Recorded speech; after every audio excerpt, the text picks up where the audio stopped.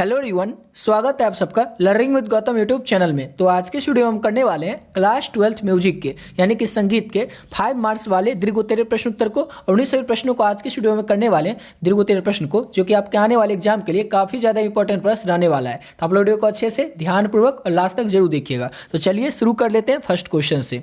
और पहला क्वेश्चन हमारा, अलहैया बिलावल का परिचय दे, या फिर ये क्वेश्चन आपसे पूछा जाएगा कि अलहैया बिलावल का आरोह अवरोह लिखे। तो किस तरह से इसका उत्तर आपको लिखना है 5 नंबर में, वो आपको बता देते हैं। तो अलहैया बिलावल का जो ठाट होता है वो बिलावल होता है, इसका वादी जो है ध होता है, इसका संवादी ग होता है, इसकी जाति सांडव संपूर्ण जाति का होता है, और अलहैया बिलावल को जो गायन का समय गाया जाता है ये दिन के प्रथम पर्व इसको गाया जाता है। इसमें जो वर्जित स्वर होता है वो आरोह होता है। तो इतना आप लोग याद रखिएगा, और इतना आपसे ऑब्जेक्टिव क्वेश्चन में पूछा जाएगा कि अलहैया बिलावल का ठाट क्या होता है, इसका वादी क्या होता है, संवादी क्या होता है, इसका गाने का समय क्या होता है, इसका जाति क्या होता है, ये सब आपसे ऑब्जेक्टिव क्वेश्चन पूछा जाएगा। इतना अगर आप लोग याद रखते हैं तो ऑब्जेक्टिव क्वेश्चन इससे आपको 3 नंबर का या 2 नंबर का पूछा जाएगा। 2 से 3 नंबर फिक्स है कि आपसे पूछा ही जाएगा इतना ऑब्जेक्टिव में से। सबको आप लोग याद रखिएगा। अब आप लोग को और क्या लिखना है इसके बारे में, जब 5 नंबर पूछा जाएगा तो थोड़ा आपको बढ़ा करके लिखना पड़ेगा। तो राग अलहैया बिलावल का जो प्रचार इतना हो चुका है कि सिर्फ बिलावल कहने पर ही अधिकतर गायक जो होते हैं वो अलहैया बिलावल राग गाते हैं। देखिए अलहैया बिलावल का प्रचार जो है इतना ज़्यादा हो चुका है, अगर आप किसी को कहें ना बिलावल तो समझ आता है कि अलहैया बिलावल ही हमको गाना है, लेकिन बिलावल इससे अलग है।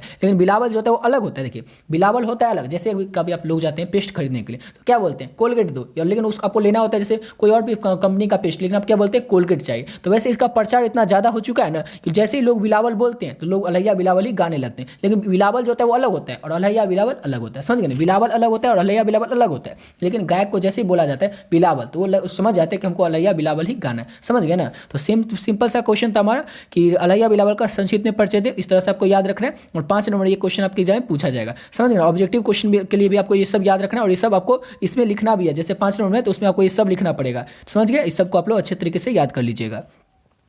अगला क्वेश्चन है हमारा, उस्ताद बड़े गुलाम अली खां के बारे में लिखे। उस्ताद बड़े गुलाम अली खां जो थे इनके बारे में आपको लिखना है।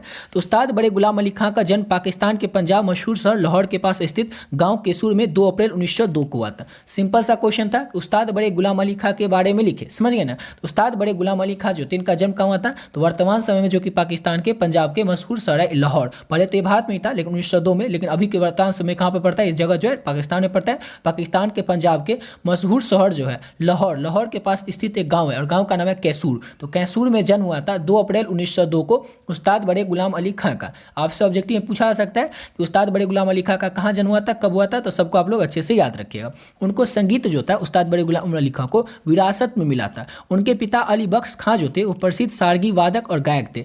उस्ताद बड़े गुलाम अली खां जो थे इनको संगीत जो था विरासत में मिला था। होता है ना किसी को कोई उसका बिजनेस जो होता है उसको विरासत में मिलता है, इनको उसके पापा चाचा दादाजी ये सब क्या वही काम करते रहते, बिजनेस करते रहते हैं, और उसको भी वही बिजनेस करना रहता है, इसलिए कहा जाता है इसको तो ये बिजनेस विरासत में मिला है। वैसे ही उस्ताद बड़े गुलाम अली खां जो थे इनको जो संगीत है ये विरासत में ही मिला था। क्यों मिला था तो वो देखिए।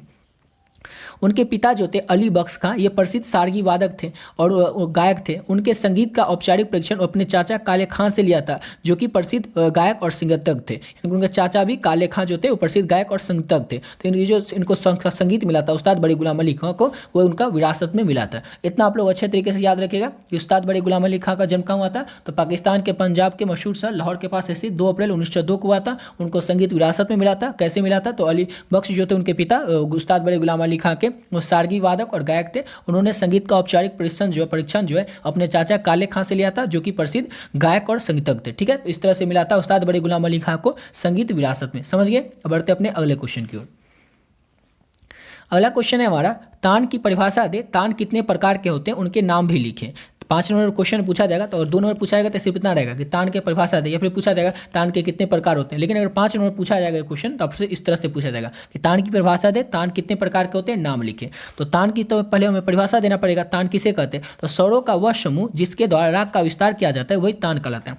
स्वरों का एक ऐसा समूह जिसके द्वारा कि राग का विस्तार किया जाता है वही क्या कहलाता है, तो तान कहलाता है।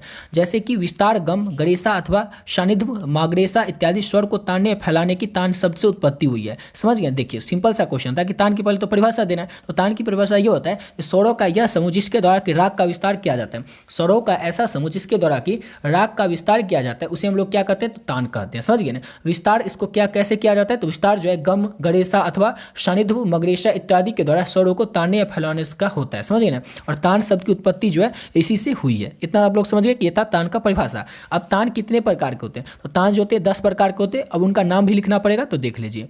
तान जो 10 प्रकार का होता है कैसे होता है, तो देखिए शुद्ध तान, कुट तान, मिश्र तान, खटके का तान, झटके का तान, वक्र तान, अचरक तान, सरोक तान, लड़ तान, सपाट तान। तो ये 10 जो है 10 तान के नाम है, तान के प्रकार है, सबको अच्छे से याद रखिएगा। सिंपल सा क्वेश्चन था। तान की परिभाषा दे, तो स्वरों का ऐसा समूह जिसके द्वारा कि राग का विस्तार किया जाता है, उसको ताना जाता है, उसी को हम लोग कहते हैं तान। तान कितने प्रकारों का होता है, तो तान 10 प्रकार का होता है। उनके नाम बताना है, तो 10 का नाम याद रखिएगा। शुद्ध तान, कुट तान, मिश्र तान, खटके का तान, झटके का तान, वक्र तान, अचरक तान, सरोक तान, लड़ तान, सपाट तान। 10 का नाम आप लोग अच्छे तरीके से याद रखिएगा। ठीक है, बढ़ते अपने अगले क्वेश्चन की ओर। और नेक्स्ट क्वेश्चन है हमारा, राग देश का आरोह, अवरोह और पकड़ लिखें। राग देश जो है इसका आरोह, अवरोह और पकड़ लिखना है और बताना है, या फिर संक्षिप्त में इसका परिचय देना। समझ गए।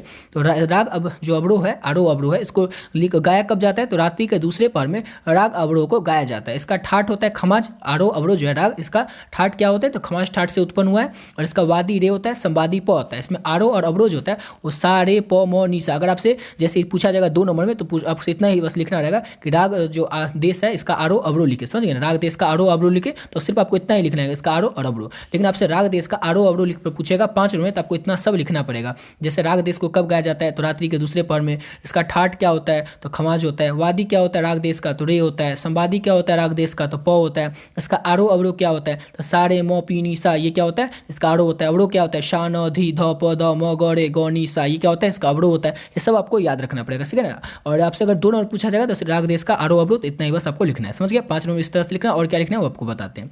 इसकी जाति क्या होती है, इसकी जाति राग देश की जाति अनुष्ठान संपूर्ण होता है। इसकी पकड़ क्या होती है, तो म, गौड़े, गौनीसा जो होती है इसकी पकड़ होती है। तो इतना आपको लिखना पड़ेगा। 5 नंबर में पूछा जाएगा, तो समझ गए ना कि राग देश का आरोह अवरोह और पकड़ लिखे। याद रखिएगा राग देश के बारे में। और ये आपसे ऑब्जेक्टिव क्वेश्चन में पूछा जाएगा। समझ गए ना। ऑब्जेक्टिव क्वेश्चन में भी आपसे 3 नंबर तक के इसमें से भी पूछा जाएगा। तो याद रखिएगा। इसका जैसे पूछा जाएगा कि राग देश को कब गाया जाता है, तो रात्रि के दूसरे पहर में गाया जाता है। राग देश का वादी क्या होता है, संवादी क्या होता है, ठाट क्या होता है, आरोह क्या होता है, अवरोह क्या होता है, ये सब आपसे ऑब्जेक्टिव में पूछा जाएगा। ऑब्जेक्टिव में पूछा जाएगा, उसके लिए भी आप लोग याद रखिएगा। सब्जेक्टिव में अगर पूछा जाएगा लघु उत्तरी में, तो आपसे बस इतना पूछा जाएगा आरोह अवरोह लिखने का, और 5 नंबर पूछा जाएगा तो आपको इतना लिखना है। समझ गए आप लोग को। सभी तरीके से एग्जाम में किस तरह से पूछा जाएगा सब आपको बताते हुए चलते हैं। इसी के साथ वीडियो पे कंप्लीट करते हैं। आशा करता हूँ आप लोग को वीडियो अच्छा लगा होगा। मिलते हैं नेक्स्ट वीडियो में, नए वीडियो के साथ, जिसमें की करेंगे इसके जो म्यूजिक है इसके और भी दीर्घ उत्तरीय प्रश्न और लघु उत्तरीय प्रश्न को। लघु उत्तरीय प्रश्न तो कई सारे प्रश्न आपको करवा चुके हैं ऑलरेडी, उसका वीडियो चैनल पर अपलोड है। आप लोग चाहें तो चैनल के प्लेलिस्ट सेक्शन में जाकर देख सकते हैं, या फिर आप लोग को लिंक डिस्क्रिप्शन बॉक्स में मिल जाएगा, वहां से आप लोग जाकर के देख सकते हैं। ठीक है, तो मिलते हैं नेक्स्ट वीडियो में नए वीडियो के साथ।